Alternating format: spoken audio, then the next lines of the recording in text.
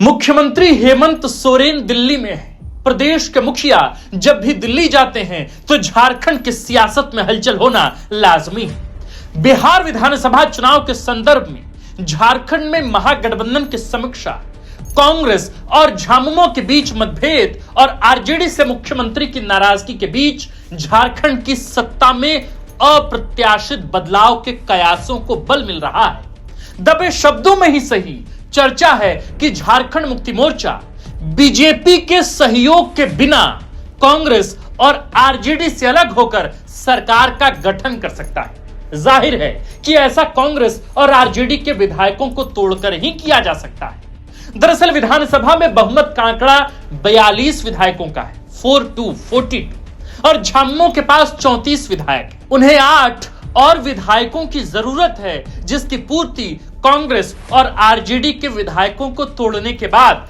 झामुमो में लाकर की जा सकती।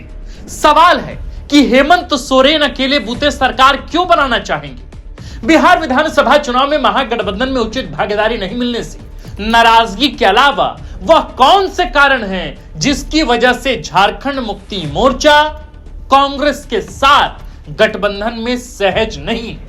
यदि कांग्रेस में टूट होगी तो इसका कारण भला क्या हो सकता है। क्या कांग्रेस की टूट की खबरों को पार्टी के ही प्रदीप बालमुचु, राजेश कच्छप और बंधु तिर्की के हालिया बयानों से बल मिला है। इन तमाम सवालों का जवाब आज की इस वीडियो स्टोरी में आपको सिलसिलेवार ढंग से देने का प्रयास करेंगे, लेकिन इससे पहले इस वीडियो को बगैर स्किप किए इस वीडियो के अंत तक आप पहुंचिए ताकि आपको कई सारे इनसाइडर्स मिलेंगे।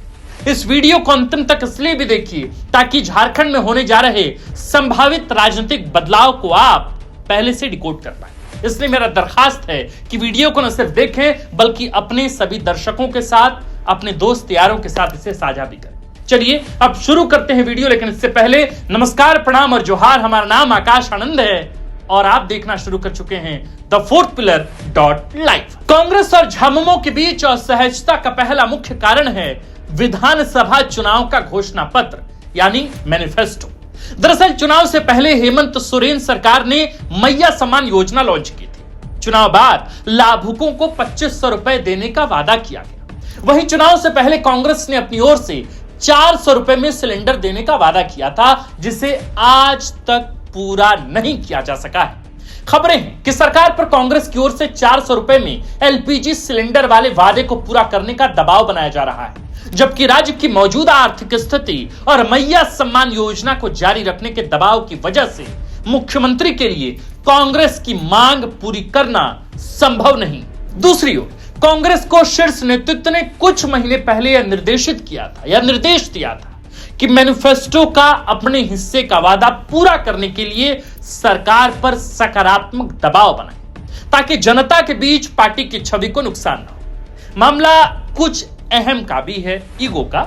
झामुमो ऐसा समझता है कि विधानसभा चुनाव में कांग्रेस को जो 16 सीटें मिली हैं उसकी वजह मुख्यमंत्री हेमंत सोरेन और कल्पना मुर्मू सोरेन की राजनीतिक शख्सियत है। ऐसे में कांग्रेस का अपने वादों को पूरा करने का दबाव बनाना झामुमो को खूब अखरता है। बिहार विधानसभा चुनाव में महागठबंधन के तहत 2 सीट भी नहीं मिल पाने के लिए झामुमो जितना दोषी आरजेडी को मानता है, उससे कम जिम्मेदार कांग्रेस को नहीं समझता। दिल्ली के बाद अब बिहार में भी कांग्रेस की शर्मनाक शिकस्त के बाद क्षेत्रीय दलों ने कांग्रेस का साथ छोड़ना शुरू कर दिया है। बिहार में तेजस्वी और राहुल गांधी की दोस्ती टूट की कगार पर है और झामुमो को भी लगता है कि कांग्रेस से यारी का फायदा कम और नुकसान जरा ज्यादा है। यूपी विधानसभा चुनाव में समाजवादी पार्टी ने अपनी हार के लिए स्पष्ट रूप से कांग्रेस को जिम्मेदार ठहराया था। गौरतलब है कि बिहार चुनाव में कांग्रेस को महज 4 सीटें मिली।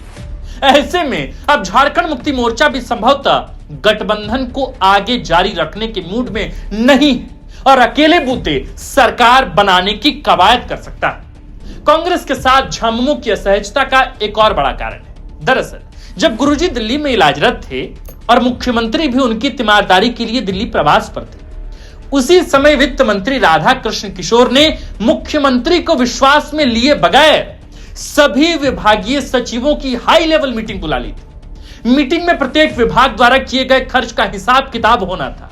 हालांकि यह मीटिंग कभी हो नहीं पाई और इसका कारण भी नहीं बताया गया। सियासी जानकारों का ऐसा अनुमान है कि संभवतः झारखंड मुक्ति मोर्चा के हस्तक्षेप के बाद ही या मुख्यमंत्री हेमंत सोरेन के हस्तक्षेप के बाद ही मीटिंग स्थगित कर दी गई। झामुमो ने राधाकृष्ण किशोर के इस कदम को जरूरत की तरह लिया और इससे भी खटास बढ़ी। बिरसा कांग्रेस के गठन की असफल कवायद भी कांग्रेस से झामुमो की नाराजगी का बड़ा कारण है। कहते हैं कि मंत्री डॉक्टर रामेश्वर उरांव को इसी वजह से हेमंत सरकार 2.0 में मंत्री पद नहीं दिया गया, जबकि वित्त मंत्री के रूप में वह सबसे योग्य थे। मुख्यमंत्री हेमंत सोरेन नहीं चाहते थे कि डॉक्टर रामेश्वर उरांव को मंत्री बनाया जाए। इसके अलावा अतीत में राष्ट्रपति चुनाव और राज्यसभा चुनाव में उम्मीदवार के मसले पर कांग्रेस और झामुमो के बीच विवाद की स्थिति रह चुकी। विधानसभा चुनाव से पहले तत्कालीन कांग्रेस प्रदेश प्रभारी गुलाम अहमद मीर के 2.5 साल का मुख्यमंत्री वाले बयान पर भी कांग्रेस और झामुमो के बीच रिश्ते तल्ख हो गए थे। कई सियासी जानकारों का ऐसा मानना है कि वैसे भी कांग्रेस का कोर वोटर अब क्षेत्रीय पार्टियों को शिफ्ट हो चुका है और मजबूत क्षेत्रीय पार्टियां कांग्रेस को ज्यादा लंबे समय तक अपने कंधे पर ढोने के मूड में नहीं। यह भी बड़ा कारण है कि झामुमो सरकार में अपना स्वतंत्र अस्तित्व चाहता है।